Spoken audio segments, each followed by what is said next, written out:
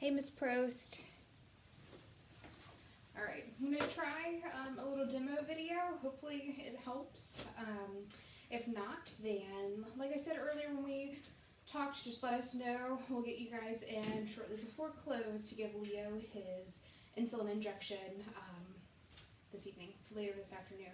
So, for my demo, this is Josh. He's been through lots and lots of demos with us. So I know that it can be tricky trying to do the insulin injection for Leo by yourself, and rightfully so.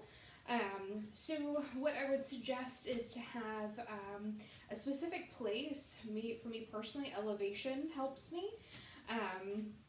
So I'm a lefty, so I do my injections with my left hand. What I have here, this is just a tuberculin syringe, so it's a little larger than the insulin syringe needle combo. As far as restraint, this is something that I think probably going to be a little bit of training to just get you used to handling him for his injections, but also have him used to handling. We want to try to make it as pleasant as possible as far as giving the injections. It's easier said than done. And like I said earlier, we're just at the beginning of our diabetic journey, so whatever we can do to make this easier would be great. So if I personally am doing an injection on a patient by myself, I want to have control of the head. And again, we can flip it whichever way, whichever your most dominant hand is the one that you want free to be able to give the injection. So I would have your insulin syringe locked and loaded and ready to go. And whether you put some sort of a treat distraction, we can talk about, and I don't think we talked about this last week, but the canned food, we can talk about making treats out of that.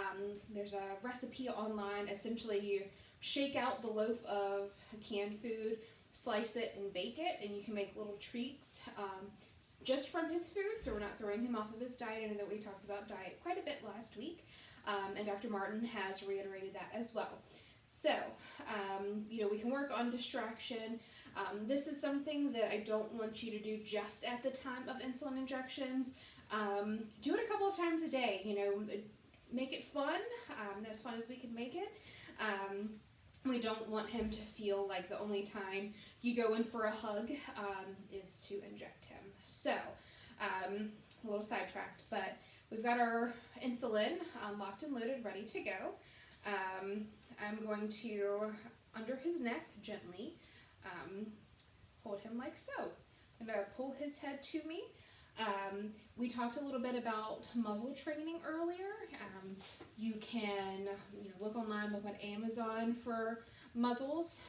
We'll talk about that in just a second. But at least until he gets to the point where he is comfortable with this whole process, and that you are comfortable with this whole process. So if we have him restrained as such, he's a pretty small guy, so you can kind of hug him to you. Okay, I've got my insulin needle syringe here. Okay, and we can give it like that. Okay.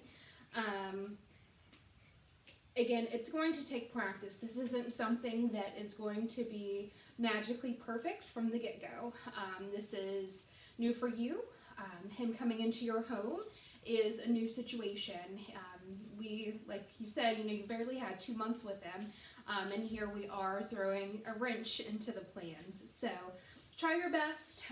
Something that you can do, again, I would have a designated insulin spot if you can.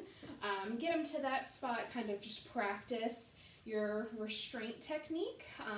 Holding him, scratching him, making it, again, a positive experience. If he is wiggling and bucking and whatnot, just be consistent, be gentle. We don't want to hurt him.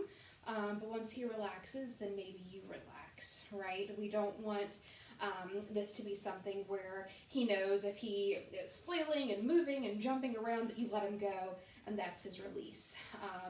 We have to be a little consistent, be patient. Again, safe restraint.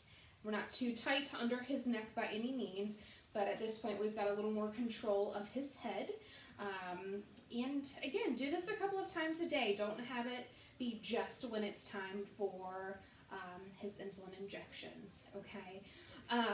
Tell me what you think. Let me know if you think that this is something, just kind of a one-handed restraint injection, if you think that's something that you can do.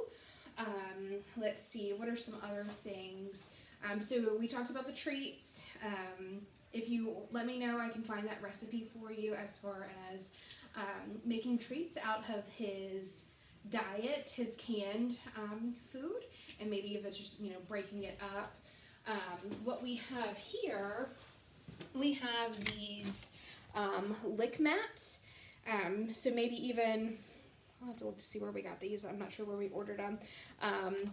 But you can even take a little maybe canned food and kind of smush it in there and kind of allow him something, a little busy time as you're giving him the injection. Again, just with his regular canned food, we don't want to throw him off of his diet. I know that we've kind of worked hard to get him where he is to eating that diet well, so we don't want to rock that boat too much. As far as muzzle training, we can or at home, you can definitely just try this technique first. There's nothing in this world wrong with muzzle training if it's done appropriately. So, PetSmart, Petco, they have muzzles. You can order something from Amazon, and whether that's, whatever your cue is, whatever your word is, once you slip it on, you can, your lick mat or a treat or something, allow him to eat it while it's, or lick at it and then take it off. We're talking sweetly to him, we're rubbing it over, we're not making it a big deal, we're not making it a big negative deal as we're working with the muzzle. So that's an option as well.